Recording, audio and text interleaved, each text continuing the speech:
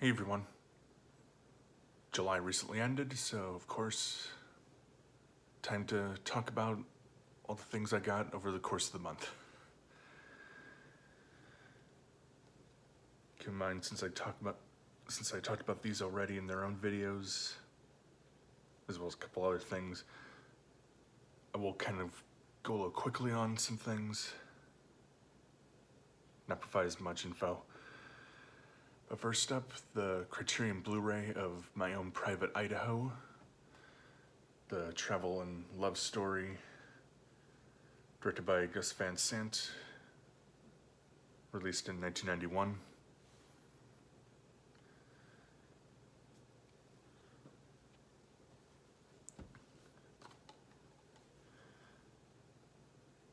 The film adaptation of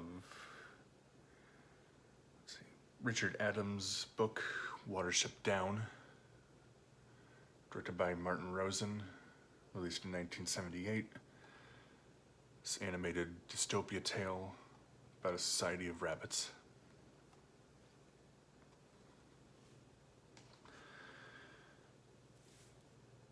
Over to first of the comics, issue 8 of IDW's Transformers reboot. Written by Brian Ruckley, art by Anna Malkova, Angel Hernandez, and Beth McGuire-Smith. With things overall heating up across the factions, the investigations, the life changes and all that. Some dangerous encounters. And also includes a booster pack from the Transformers trading card game. Got an extra version of Sergeant Cup, who I already have, but oh well. Sorry.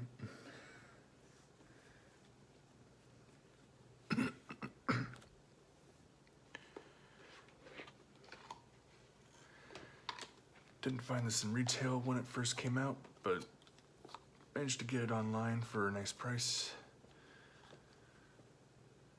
Set 4 of JoJo's Bizarre Adventure on Blu-ray. The first part of the Diamond is Unbreakable arc, including the first 20 episodes, with some extra features and stuff. Story taking place in 1999, about 10 years after the battle with Dio. Exploring Josuke Higashikata, the illegitimate son of Joseph Joestar, and he and his friends' encounters with friendly and enemy stand users around their town. Interesting change of scenery. Of course, keeping the action, drama, and comedy going. Admittedly, I'm kind of sad that this doesn't include art cards of characters like the previous 3 sets did, but still has the regular Blu-ray case on the inside. Nice exterior and interior, and the art collection book, so still a nice package.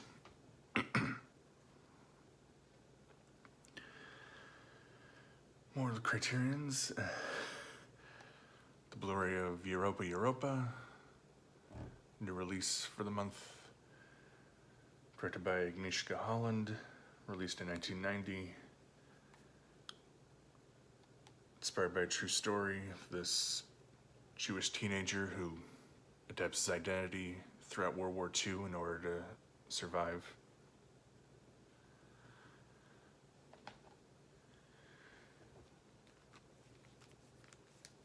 On to the main purchases for the Transformers trading card game, with 3 packs from Series 2 and my first 3 from Series 3, the Siege 1 line.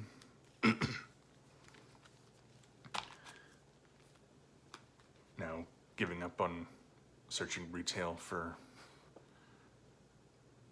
the first wave booster packs. But some nice picks. Got from Series 2, from Wave 2, combiner component versions of Fireflight, Dynamite Snarl, and Decepticon Dragstrip. And actually a difference with Siege, there's one large foil character card and one small, and then 6 battle cards as opposed to 7.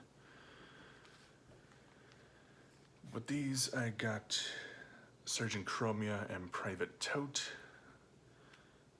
Let's see, Raider Needlenose and Raider Aimless, and General Optimus Prime with Private Mudslinger. I'm guessing those are the designated partners. I'm guessing those aren't kept randomized. Like you always get that pair of characters. I admittedly haven't checked online about that info.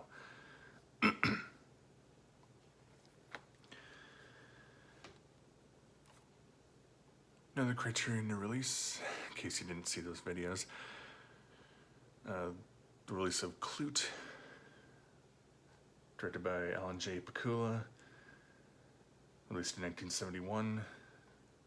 This missing person investigation crime thriller I had wondered about occasionally even before the Criterion announcement.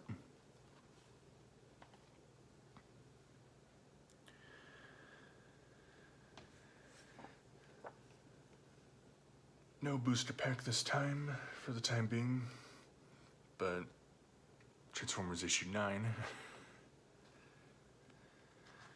Written by Brian Ruckley, art by Angel Hernandez and Anna Malkova.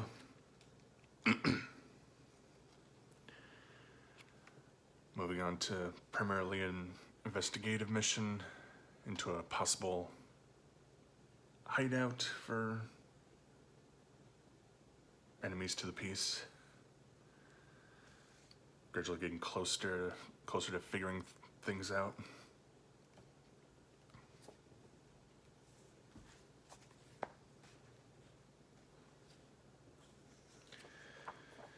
And we have issue 2 of the Transformers Ghostbusters crossover miniseries, part 2 of 5. Written by Eric Burnham, art by Dan Schoening. Things moving along at a decent pace as introductions are made between the Ghostbusters and Ectotron. There's an encounter with Starscream's ghost, a little expansion on what happened to Cybertron and all that.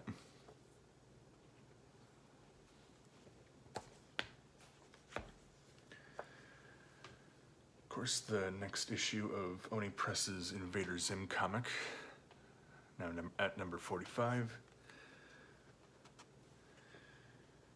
Written by Eric Trueheart, illustrated by Warren Wusinek. And actually, despite the unique background image, it's mainly about this little meat man. Zim's take on this, on the kind of cliche of the parenting responsibility school assignment. Find something that, you know, isn't a real baby, look after it like it's a child.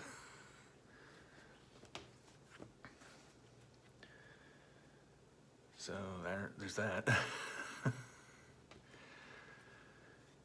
And my third Criterion new release that I got during the sale, the big Blu-ray upgrade of Spike Lee's Do the Right Thing, released in 1989. This comedy drama dealing with racial tensions in a Brooklyn neighborhood over the course of a single day. Featuring plenty of on-disc and physical extras.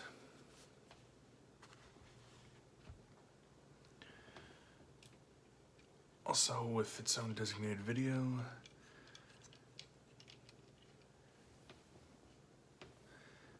The Transformers collaborative figure of Ectotron, of course, all-new star of the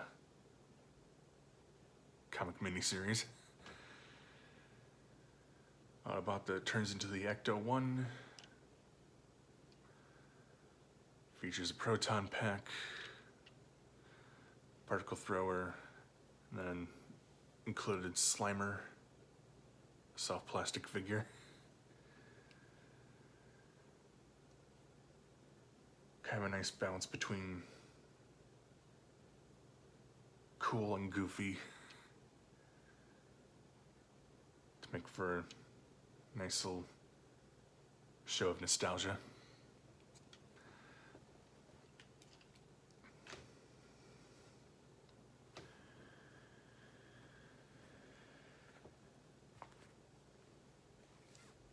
Actually got back into the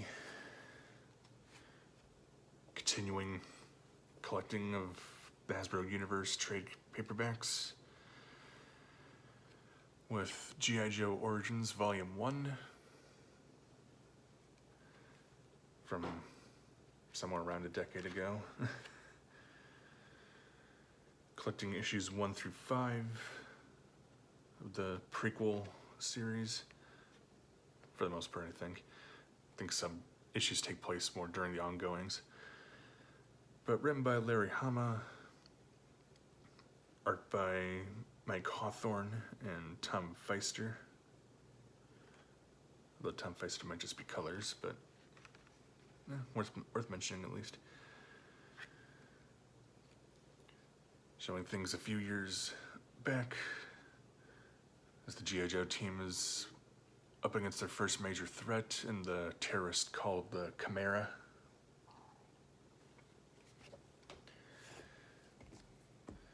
And also G.I. Joe Origins Volume 2, collecting issues 6 through 10. Written by Chuck Dixon and Larry Hama, art by Augustin Padilla, Rick Ketchum, Alex Kell, and Andrea Mutti. Sort of continuing soon after the battles against Chimera and just exploring more early anti-terrorist missions of the team as things continue to build for their organization.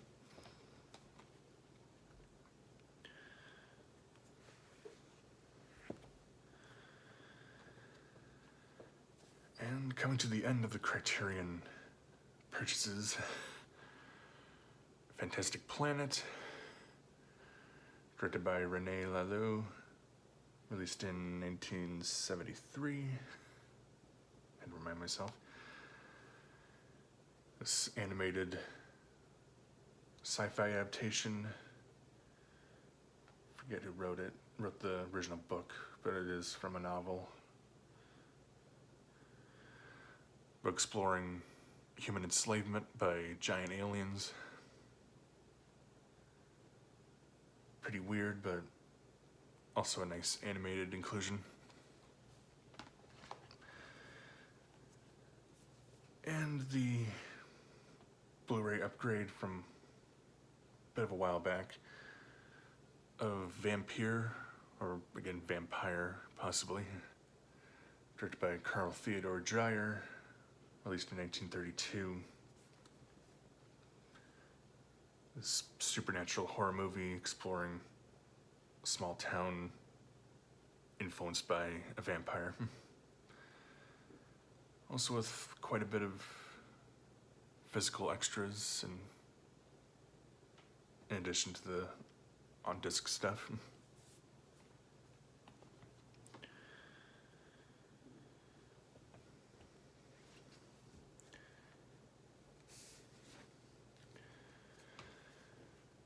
Next volume for Lumberjanes by Boombox, Volume 12, Jackalope Springs Eternal, collecting issues 45 through 48.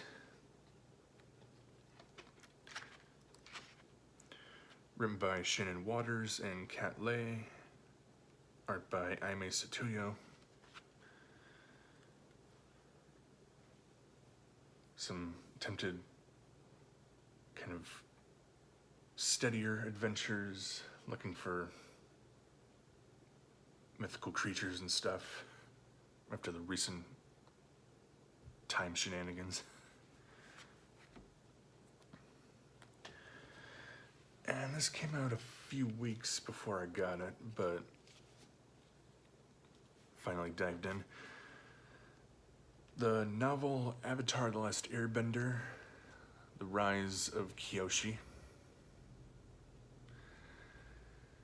Written by F.C. Yee with Michael Dante DiMartino, one of the co-creators of the show.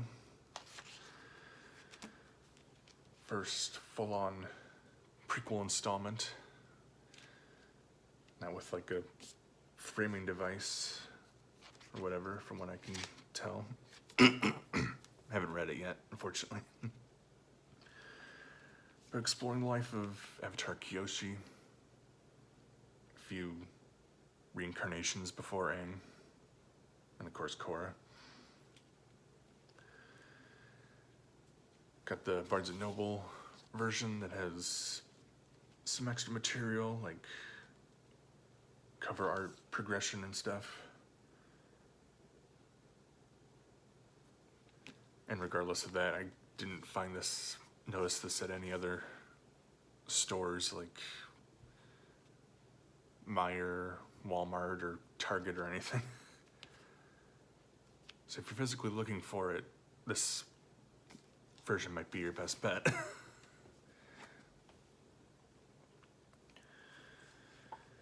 And final single comic issue for July.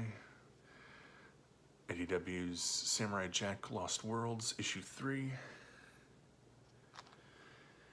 Written by Paul Allor, art by Adam Bryce Thomas.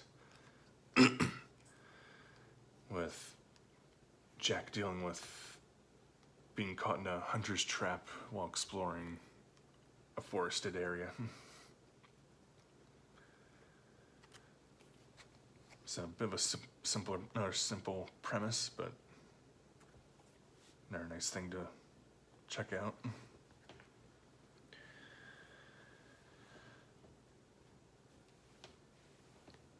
And I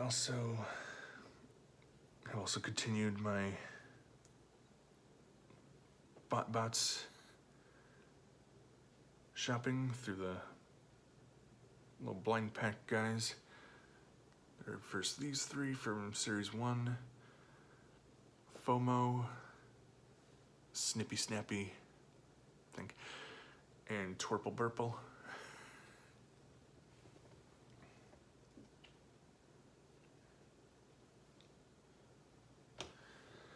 Then from Series 3, got Citrus Guzzle Rush, Captain Swoon, and Pink Key Pop.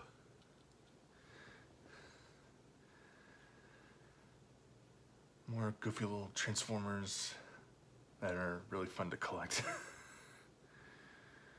Alright, and I usually transform one, demonstrate. Snippy Snappy, little pair of scissors. Just angle those out, flip this around, and angle the feet. There's the little guy. I think actually the kind of inaugural figure for the entire toy line, like sent out to websites and stuff to get them interested. Got them a little late in the game, but better late than never. And finally, Brunt from the Transformers War for Cybertron Siege toy line. The Decepticon weaponizer, who who's partnered with Trypticon from Titan's Return. Transforms into a tank, but also separates into several pieces of weaponry and armor and stuff. So that's pretty fun. I guess to note, since not many people have these arms the way they transform, like this little swivel here. Don't know if you can quite see that. That needs to be handled with care, the way you extend these arms out, because you don't want to risk breaking that joint. It's easy to reattach if it kind of pops out, but not one you necessarily want to keep transforming back and forth a lot. But despite that risk, I'm glad to finally get him.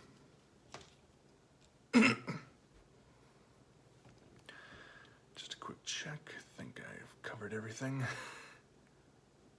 to at least a decent amount of detail. Yep, I think that's it. But yeah, pretty busy month even without the Criterion sale. Plenty of movies, some TV, comics, toys and games, a book.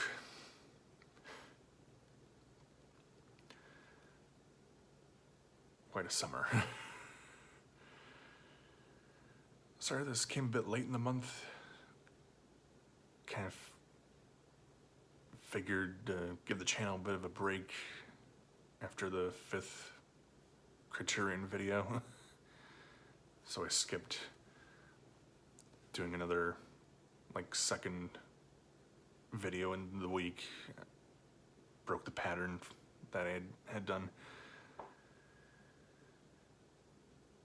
Got back to a steadier pace without that kind of annual obligation I've done. So yeah, guess for these videos, I'll see you in early September to talk about the August purchases. See you later, folks.